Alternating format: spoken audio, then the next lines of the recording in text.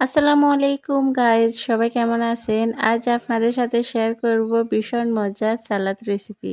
পোলাও, বিরিয়ানি, খিচুড়ি কিংবা গরু মাংসের সাথে খেতে খুবই ভালো লাগে। আর আমার কাছে তো এমনিতেই খেতে ভালো লাগে। তো আপনাদের কাছে কেমন লাগে কমেন্ট করে জানাতে ভুলবেন না। তো চলুন আমি কিভাবে সালাদটা বানিয়েছি দেখে নিন। সালাদ বানানোর জন্য সব সবজি কেটে নিয়েছি। এখন একটি মিক্সিং বলে সবকিছু মিক্স করে নেব। শসা কেটে নিয়েছি আর এখানে নিয়েছি সালাদ পাতা।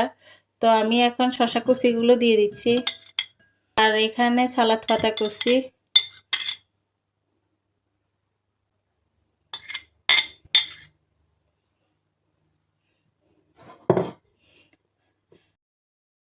গাজর কুচি নিয়েছি, কাঁচামরিচ কুচি, এখানে নিয়েছি কিছুটা লেবু।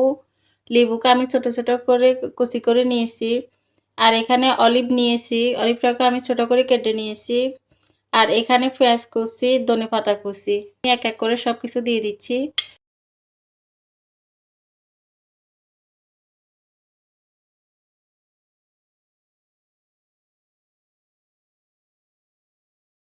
সামান্য একটু লবণ দিয়ে দেব।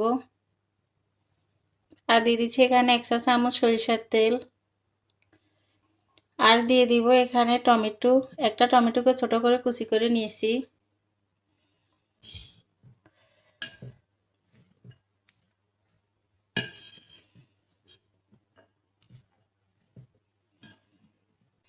তো এই যে রেডি হয়ে গেল সালাদ।